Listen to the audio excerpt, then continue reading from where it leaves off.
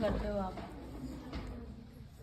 मावस निकालते हो? हाँ जी। तो फिर कहीं स्थान दे रखा उनको? हाँ जी, अभी नया दिया है। तुम्हारे घर के दो पितर हैं, यहाँ आए खड़े हैं, नंगे खड़े हैं, कहते हैं मुझे कुछ मिल नहीं रहा है, तुम कह रहे हो हम देते हैं, तो तुम देते किसको हो फिर? अभी दिवाली पे भी पहरावनी वगैरह सब चीजें उन्होंने मांगी थी पापा से। सपने में आके हाँ, सब मांगी थी ना? हाँ। अब ये आके खड़े हैं, नंगे खड़े हैं और कहते कपड़े नहीं देते मेरे, कुछ नहीं देता, और तुम कह रहे देते हैं। तो तुमने किसी को स्थान दे करके तो नहीं बिठा दिया किसी और को?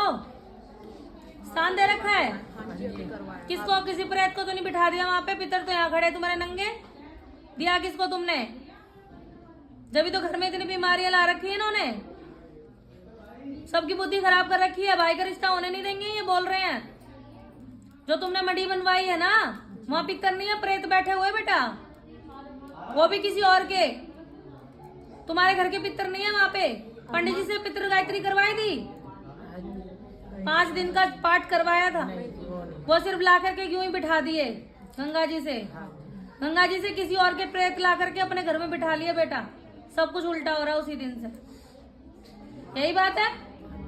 माँ पहले तो जी और दूसरी जगह थे जहाँ शुरू से ही थे। मैंने जितना बोला उतना। जब आप वहां से चले तो किसी और के पितर जो प्रेत रूप योनि में थे, वहां से उठा के उन ईंटों में आप ले आए और वो ले आके अपने घर लगा दी।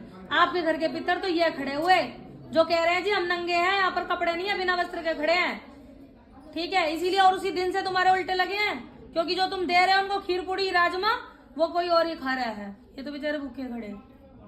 उनको आप शुद्धता रूप में लेके आओ।